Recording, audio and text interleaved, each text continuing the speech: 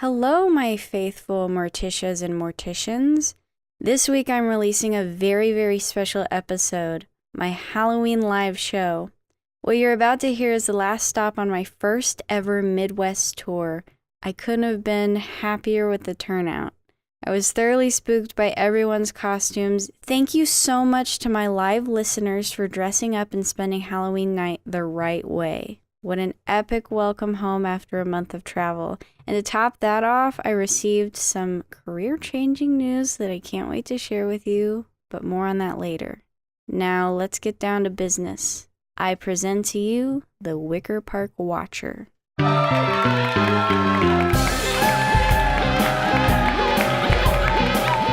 Oh, shut the fuck right up. Welcome to Margo's Morgue, you assholes. The final stop on the first tour on motherfucking Halloween night. Now let's get serious. On the slab tonight is a very special corpse, or should I say corpses, because tonight we are tackling the one and only Wicker Park Watcher. Now let's dissect this crime together. Wicker Park District has been incorporated into Chicago's history since the birth of the city in 1837. Though the population was small at first, just averaging above 4,000 residents, the city of Chicago was buzzing in people's ears, drawing more and more in from the East Coast. All sorts of individuals were landing their feet on Chicago's marshy lands, ready to start a new life where no one knew who they were or what kind of life they wanted to live. It was a city of reinvention. A wealthier man by the name of Clayton Miles and his wife Lydia Miles traveled to Chicago in 1853. They quickly fell in line with some of Chicago's most prominent individuals, earning Mr. Miles the position of alderman in Wicker Park, where he and his wife and soon-to-be child resided. The Miles family were considered a beacon in the community. Alderman Miles was the first to lend a helping hand to anyone in need. Lydia was known for her lavish gatherings after church every Sunday. Their door seemed to always be opened, but after all the guests said their goodbyes and the doors were locked, a very different story unfolded. I love making this podcast, but it requires a lot of time at home. And when I'm home, I like to be safe. And any of you that listen to this podcast know that there are a lot of bad people in this world. Luckily, I'm protected with very good locks. And I bet you're thinking, Margo, I already have locks on my door. Why do I need another one? Glad you asked. Very Good Locks uses their one-of-a-kind technology to put all other deadbolts to shame. They have an app, it's free, that lets you remotely lock and unlock your door. If you're in bed and nervous you forgot to double-check your locks, Very Good Locks can save you the trouble.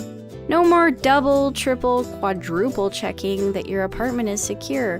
All you've got to do is open up that app, put in your passcodes, and it does the rest. Go to verygoodlocks.com/Margo and you'll get a free installation with your purchase. Clayton and Lydia welcomed their first child into the world on July 28, 1853. They named him Charles Easton Miles after Clayton's father. The couple were elated at the birth of their first child, but they had no idea that there was evil within the young babe. From an early age, Charles exhibited all the classic signs of a future serial killer. Charles was a clumsy child, and you guessed it, he experienced multiple head traumas before the age of 7. The doctors assured them that there would be no long-term effects of the bumps and bruises, but we all know that head trauma is the first item on the serial killer checklist. Charles was antisocial. To Lydia's dismay, all attempts to socialize him with the other children in the community led to disaster. At his 9th birthday party, another child, Maisie Maloney, refused to let Charles win a game, and he shoved her to the ground. Maisie fell hard, breaking her arm in the process. Lydia and Clayton apologized profusely to Maisie's family, promising nothing like this would happen again. And it didn't, for quite some time. Charles turned his aggression towards, now say it with me, small animals. Following in the path of all the classics, Charles Miles sought out adorable creatures and ensured that their final breath was in his menacing presence. His prey of choice was rabbits. Clayton was a product of his era. He figured that the best way to reform his problematic child was to use good old-fashioned societal-sanctioned violence. His father used the belt on him when he misbehaved. His grandfather had done the same. It was the established method. So when Charles acted out, Clayton took him to a private room and whipped his little tush until he admitted his wrongdoing. But as Charles got older, it took more and more to push him to that brink. By the time that he was 11, Charles clung to his defiance. Clayton would tire before Charles would give in. Lydia and Clayton were at the end of their rope. Their son routinely strangled rabbits and left their bodies in his parents' room to find. He acted out in school, screaming at his teachers, threatening them with violence. It became the norm. Everyone cowered at the young boy. Then one day, Maisie Maloney never came home from school. All of Wicker Park turned out to search for the girl, but she was never found. 1 week later, after her disappearance, Lydia and Clayton sent Charles off to a boarding school in Massachusetts.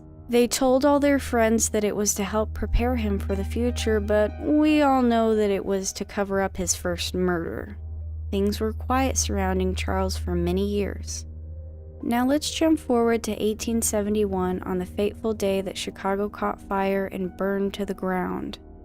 Lives were changed, chaos consumed Chicago. It was the perfect time for the Wicker Park Watcher to unfold his deadly scheme. You know what my favorite season is? If you guessed winter, you guessed correct. It's the perfect season for me to stay in, cozy up under some blankets, and research the heck out of spooky souls. But I've been missing something that would make the winter even better. A crackling fireplace to set the mood. I've found a perfect portable space heater that not only imitates the look of a fire I desperately crave, but crackles like one too. What could be better? Literally nothing. I'm teaming up with Very Good Fire to bring you city folk a portable fire space heater too. Go to verygoodfire.com/Chicago/Margo and use my code MargoFire. That's MargoFire. And you'll receive free shipping on your very own. What are you waiting for?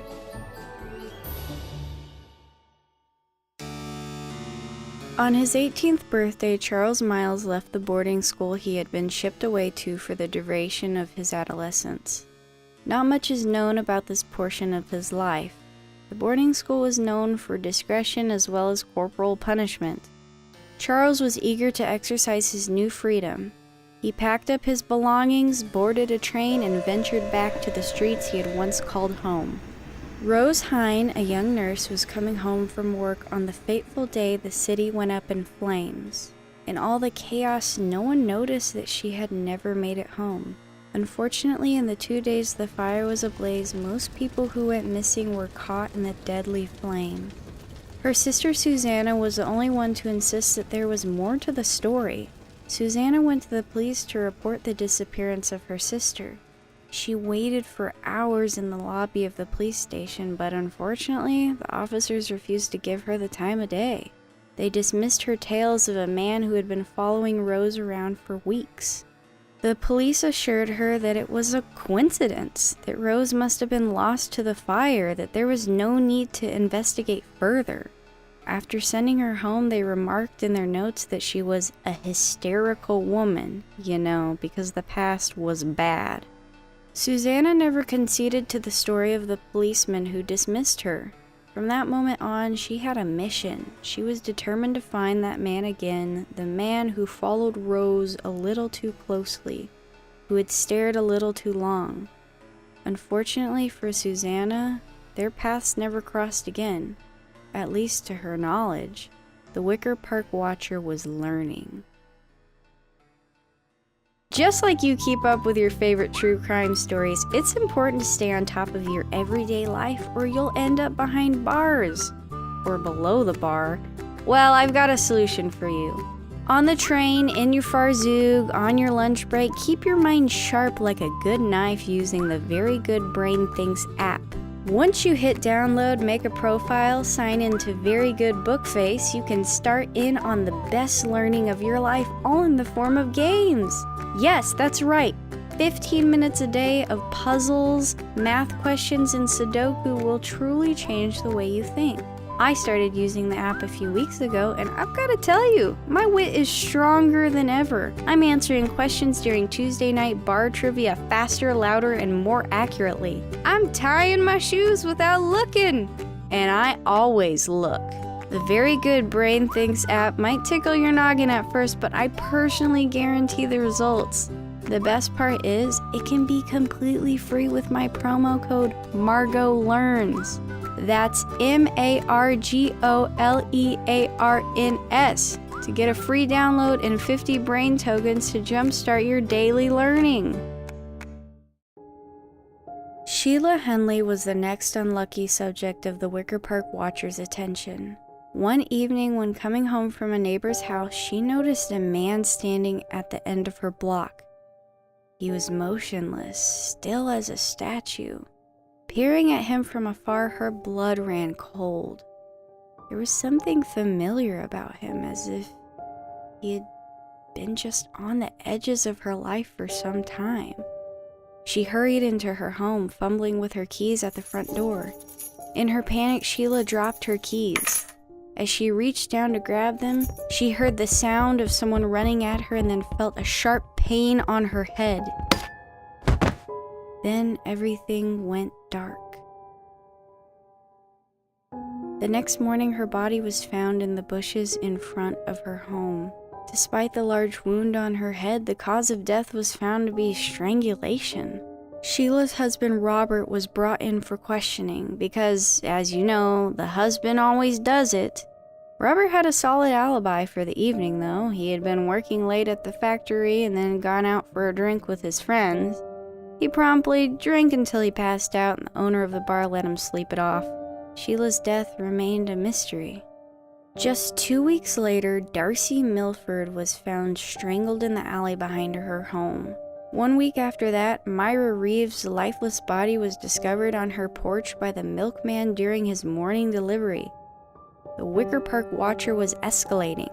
The neighborhood was horrified and demanded an end to the violence. Unfortunately, no one knew anything about DNA or criminal profiling, so the cops were essentially useless. This was before H.H. Holmes paraded his special brand of cruelty all over Chicago. No one thought to connect these crimes. Then, as quickly as the violence began, it stopped. Days turned into weeks and then months without any sign of the Wicker Park Watcher's M.O. You see, Clayton and Lydia had taken care of the problem themselves. It never made it into the newspapers, but there had been a note left with the body of Darcy Milford. It read, "Are you proud of me now, Father?" It was signed Charlie. The police kept this little detail under wraps, but it did make its way to the ears of Alderman Miles. A chill ran down his spine as he heard these words from the police chief. He demanded to see the note and was horrified when he recognized the handwriting. Clayton brought the news to his wife. Their son, who had been staying with them since he left school, was responsible for the terror inflicted upon the women in their neighborhood. When Myra's body was discovered, they knew that they had to intervene. But, like all rich white people, they had to avoid the scandal ruining their family's name. So the next evening at dinner, Lydia served up Charles' favorite meal, lamb stew. Though this rendition of the classic recipe had a little something extra: arsenic. Clayton and Lydia sat silently stirring their stew while Charles indulged in his healthy portion. All they had to do is wait. Before too long, the poison took its toll. The Wicker Park Watcher had been stopped. Everyone in the neighborhood began to feel safe again, except for Susanna Hine. She was still in search of answers about her sister's disappearance. Susanna was sure that the one who murdered Sheila, Darcy, and Myra was responsible for the death of Rose. Most people ignored her. The violence was in the past now. Why not just move on and look towards the future? One day, Susanna received a knock at her door. Lydia Miles stood before her as humble as ever. Susanna invited her in. Though she wasn't acquainted with Lydia personally, everyone knew the alderman's wife. Once inside, Lydia unfolded the whole tale. Charles's troubled childhood, the cover-up of Maisie Maloney's murder, their suspicion of their son, and their solution to the unfortunate issue. As Lydia finished her story, Susanna sat in stunned silence. Her paranoia had been validated. Susanna Hine promised to keep Lydia's secret and thanked her for finally giving her answers. The story would never have been known if Susanna hadn't been devoted to chronicling her life in journals. Generations later, Susanna's great-great-granddaughter Bonnie found these journals in an old hand-me-down hope chest and was riveted. Luckily for all of us, Bonnie wasn't living under the same oath that Susanna had pledged to Lydia. Bonnie didn't have to keep any of this secret.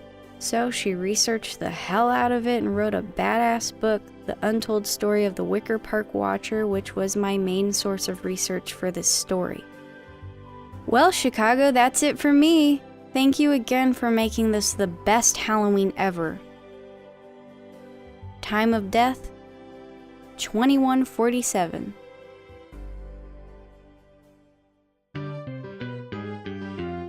For all of you true fans that stuck around until the end, here is my big announcement. Starting next month, Margo's Morgue will be joining the Very Good Podcast Network. Don't worry though, I'm not completely selling out. You'll be getting the same show every week, but this will just help me reach a bigger audience. I'm so excited for the future of this podcast and grateful to all of the fans that have been with me since the start. Okay, enough sappiness. Bye.